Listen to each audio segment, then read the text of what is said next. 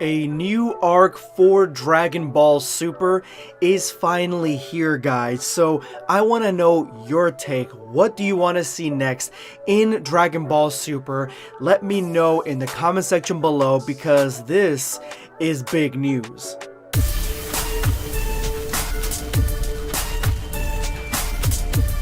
Prepare yourself, damn saiyan.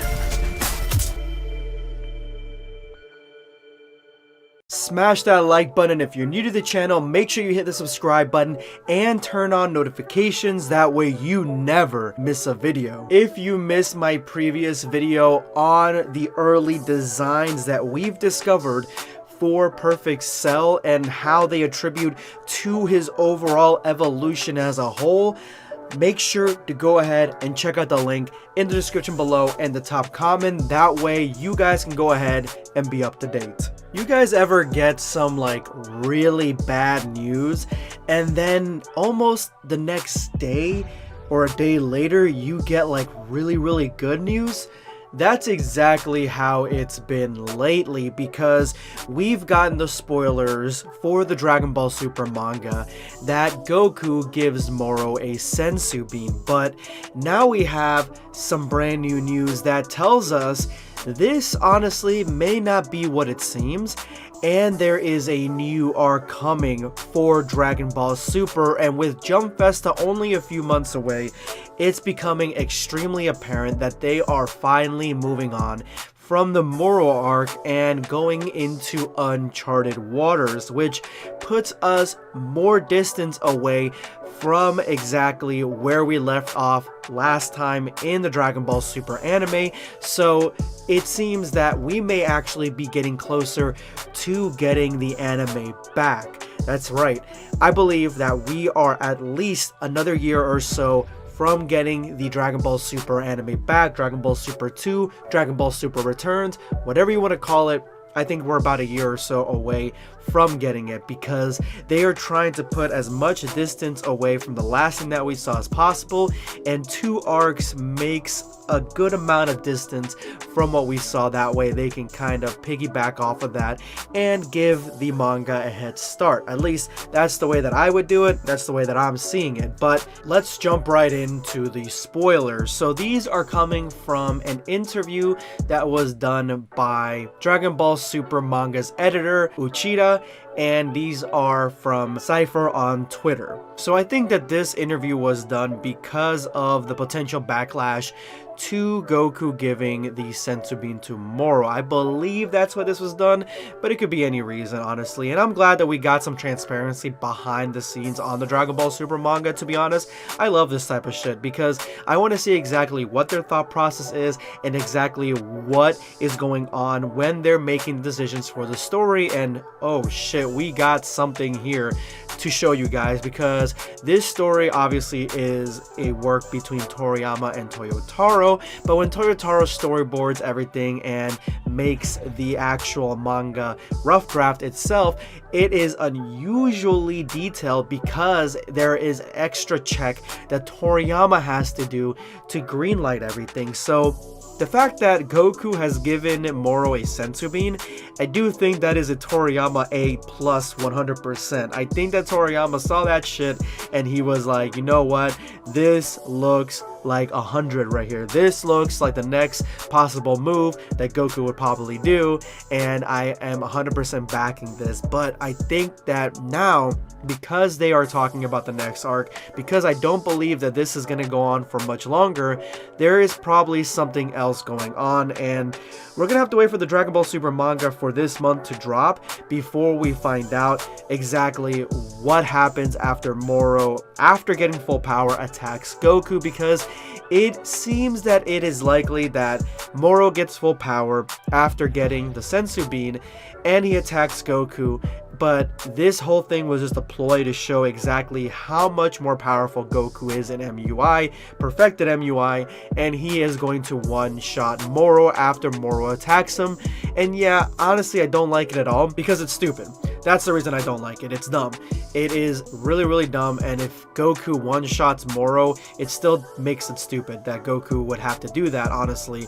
And I guess maybe for Goku's ego to try to fight a villain that is at his strongest, with his strongest move and his strongest abilities, yeah, that makes sense, but at the same time, it's just really, really dumb. But I do think that this is foreshadowing all this stuff that we find out in this interview is foreshadowing that, yeah, this senzu bean business doesn't mean that Moro is going to win or he's going to get full power and defeat Goku. More likely, it's just going to be a test of Goku's power. And then the next month's manga chapter is going to be the wrapping up of the Moro arc, and probably in December we're gonna get like a slice of life type of thing. I believe that's the direction they're gonna go, before in January we are going to be getting the new arc, and I think that the next arc is going to be announced at Jump Festa. So with this whole thing being a holy trinity between Uchida, Toriyama, and Toyotaro, what exactly is going on with the new arc of Dragon Ball Super? Well, it looks like they are going to have a meeting 2 days from the recording of the interview, which is today actually. Get a load of this shit. So they have 10 options, and the whole point of this meeting is to narrow it down to 3. Now this is all just to kind of give us an example of what the process is of developing the story, but 10 options, that is a lot. That's a lot, guys, and I'm hoping that they really focus on the one and they do it quickly, because it would be really, really dumb if the Moro arc ends and they have no idea how to even go into the next arc. I'm really tired of half-baked stories. I think that we should, before starting a new arc or before ending the old one, they should have done this meeting like a couple of chapters ago, a couple of months ago, to really narrow it down. But one of the biggest things that I want to do in this video is kind of guess what the 3 options are. And if you guys have any guesses, I want to hear them in the comment section, guys. Let me know what these guesses are, because if there's 10, that means they probably went really, really loopy with this. They probably went completely out there with these 10 options that they need to narrow down. They went Daffy Duck with this. So if I had to narrow it down to 3, I'm not gonna guess the 10 because that's way too much. But if I had to narrow it down to 3 options, number 1 would be absolutely the one that I want the most.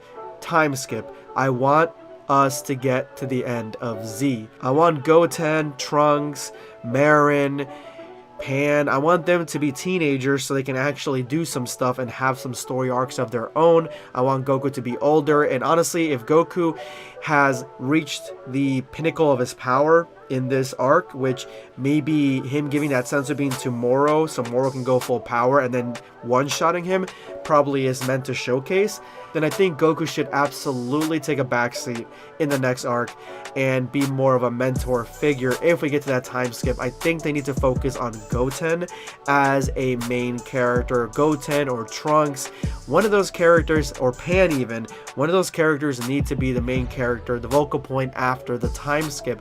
Goku time is officially over. He is and cannot get much stronger than this, in my opinion. He could probably if you write him that way, but it would just get so boring. Need to make other characters relevant. Plus, that gives us a huge amount of different directions to go if the time skip does happen. If that time skip gives us the end of Z, then we could honestly go in a bunch of different directions. We can finally get Oob, we can finally get a lot of stuff. We could actually be in a really good place as a Dragon Ball community, because I think everyone's ready to get to that next step. That is what I want. The next one is the second option for me, and that is Planet Zadala. Planet Zadala has been talked about and teased throughout all of Dragon Ball Super so often that I am shocked that they haven't done it yet. But maybe they're saving it, and they're saving it for a really, really, really good story. That is a huge possibility, and I cannot wait to see exactly if they dive into Planet Zadala. And if they do, honestly, I want Vegeta to be the main vocal point. I want him to be that guy that we follow along in the Planet Zadala adventure. Again, get away from Goku. Goku is done. He has reached his Plymouth. He needs to stop. Vegeta has not. He tried in this arc and he failed. So honestly, touching on his roots and helping out Kaba with Planet Zadala shenanigans would be really cool to see, and I can't wait to see exactly which direction they go with the Planet Zadala arc if they do that. Lastly, Broly. Broly they did not do at all in the Toyotaro manga, and I think that the reason he didn't do that is because he would like to do his own Broly story later on, which is a huge possibility. I guarantee you that any one of these three is the next 10 options, but I think that this one definitely is in there because people really like Broly. They want to see Broly and Chilai. Those videos, those what ifs, those mangas, fan mangas do really good on YouTube, on Twitter, on Reddit, so I think that that is a huge possibility to see maybe Broly and Chilai on their own adventure, or Broly and Chilai a couple years later before the time skip, and maybe they have their own thing going on. Maybe Broly finally figures out that Frieza is the one that killed his father, so he goes on a revenge plot to go kill Frieza and destroy the Frieza Force for good. Something along those lines would honestly be really cool, but let's see exactly where it goes. Anyway guys, thank you so much for watching the video. Yes, we finally got a lot of really good news for Dragon Ball Super, and hopefully that this whole sensu business can be left behind us, and if it's done well, then I will eat my words that it is shitty, but I don't really think that it's going to be done well. If you made it to this point of the video, you are now part of the hashtag early video squad. Thank you guys so much for all your support. Make sure to drop that comment with that hashtag for a chance to be featured in my next video. Today, I'm going to be responding to Annie Ray animations. If Cell has an organic looking body underneath his armor, what does that mean for his tail? I would imagine the tail is part of the armor. That's what I would imagine, because I don't even want to imagine a fleshy tail attached to Cell.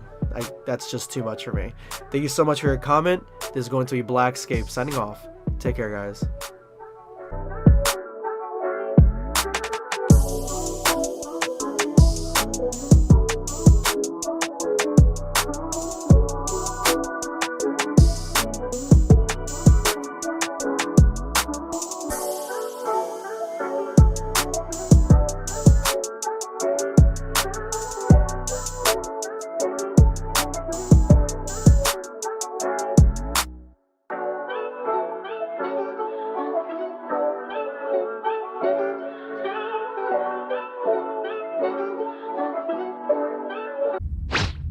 Subscribe for more content. Or perish.